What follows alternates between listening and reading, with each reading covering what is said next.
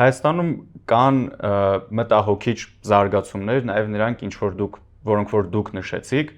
բայց ամեն դեպքում կարծում եմ, որ ավտորիտարիզմի մասին Հայաստանում խոսելու համար դեռևս վաղ է, ու եթե մենք խոսում ենք ավտորիտարիզմի մասին,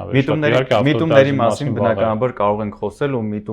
միտումները ժողովրդավարական, ոչ միայն ժողովրդավարական հետընթացի միտումները, այլ այս անցումային ժողովրդավարական փուլում մնալու, զարգացում չունենալու ու կոնսոլիդացված ժողովրդավարություն չդառնալու միտումները կան, որովհետև ավելի հեշտ է կառավարել այս հիբրիդային ժողովրդավարության պայմաններում, քան կոնսոլիդացված ժողովրդավարության պայմաններում։ Այս միտումները իհարկե առկա են, ավտորիտարիզմի խոսակցությունները իմ կարծիքով Հայաստանում փոքր-ինչ ուռճացված են, ու նաև այստեղ այն վտանգն եմ տեսնում, որ եթե մենք սկսում ենք քննադատել ավտորիտարիզմը որպես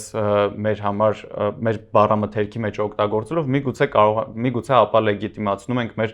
խոսույթը, որովհետև ամեն դեպքում Հայաստանում այս պահին կան մի շարք ինստիտուտներ, որոնք որ մեզ հնարավորություն չեն տա խոսել ավտորիտարիզմի կամ այդ ուղղությամբ գնալու մասին։